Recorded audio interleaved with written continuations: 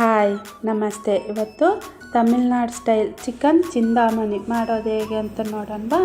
ಅದಕ್ಕೆ ಮೊದಲಿಗೆ ಬಾಣಲೆ ಇಟ್ಟು ಎಣ್ಣೆ ಸ್ವಲ್ಪ ಜಾಸ್ತಿ ಹಾಕ್ಕೊಬೇಕು.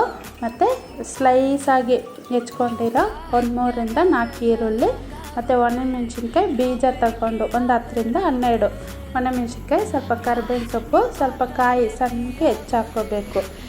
ಹಾಕಿ ಫ್ರೈ ಮಾಡಿಕೊಂಡು ಚಿಕನ್ ಒಂದು ಅರ್ಧ kg ತಗೊಂಡು ತೊಳೆದಾಕಿ ಚೆನ್ನಾಗಿ ಫ್ರೈ ಮಾಡಬೇಕು. ನಂತರ ಅರಶಿನ ಪುಡಿ, ಉಪ್ಪು ಹಾಕಿ ಚೆನ್ನಾಗಿ ಮುಚ್ಚಿ ಬೇಯಿಸಿದ್ರೆ ಚಿಕನ್ನಲ್ಲೇ ನೀರು ಬಿಡುತ್ತಲ್ವ, ಅದರಲ್ಲೇ ಚೆನ್ನಾಗಿ ಬೇಯಬೇಕು. ಚಿಕನ್ನು ಬೆಂದ ನಂತರ ಲಾಸ್ಟಿಗೆ ಡ್ರೈ ಆಗಬೇಕು. ಫುಲ್ಲು ಡ್ರೈ ಆದಮೇಲೆ ಮೇಲ್ಗಡೆ ಕೊತ್ತಂಬರಿ ಸೊಪ್ಪು ಹಾಕಿ ಇಳಿಸಿದ್ರೆ ತಮಿಳ್ನಾಡು ಸ್ಟೈಲ್ ಚಿಕನ್ ಚಿಂದಾಮಣಿ ರೆಡಿ. ಇದು ರೈಸಿಗೆ ಸ್ವಲ್ಪ ಒಂದು ತಿಳಿ ಸಾಂಬಾರು ಮಾಡಿಕೊಂಡು ಸೈಡ್ ಡಿಶ್ಶಾಗಿ ಇಟ್ಕೊಂಡು ಊಟ ಮಾಡಿದ್ರೆ ಸಖತ್ತಾಗಿರುತ್ತೆ.